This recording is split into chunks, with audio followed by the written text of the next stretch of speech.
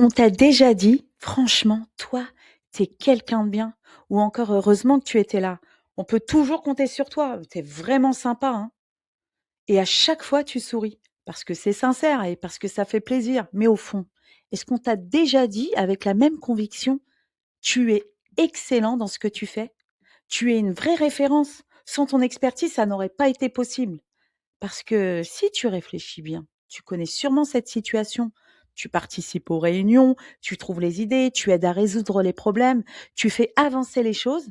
Parfois même, tu portes une partie du projet sur tes épaules. Puis arrive le grand jour, la présentation, la promotion, la reconnaissance. Et là, tu regardes autour de toi et ce n'est pas ton nom qui est cité.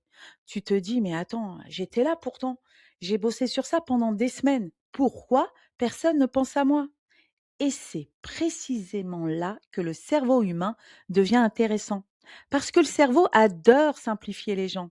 Très vite, il colle des étiquettes. Le leader, l'expert, le commercial, le créatif, le gentil. Et une fois que cette étiquette est posée, un phénomène psychologique se met en route. Le cerveau cherche inconsciemment tout ce qui confirme cette image.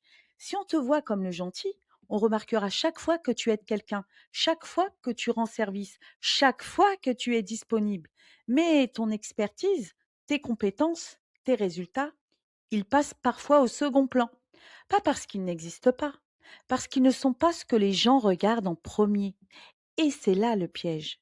Tu crois que les autres voient tout ce que tu apportes, alors qu'en réalité, ils voient surtout ce que tu leur montres régulièrement.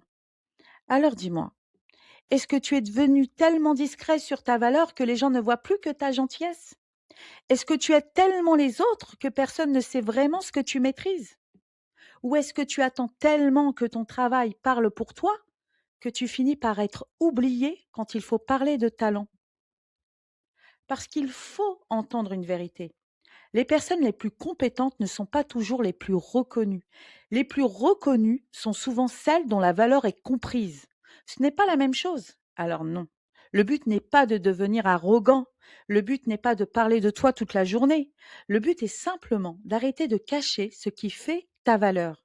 Parce qu'au fond, personne ne devrait découvrir ton expertise par hasard. Et si aujourd'hui on te reconnaît uniquement pour ta bienveillance, peut-être qu'il est temps qu'on découvre aussi tout le reste. Être gentil est une qualité, être compétent est une force.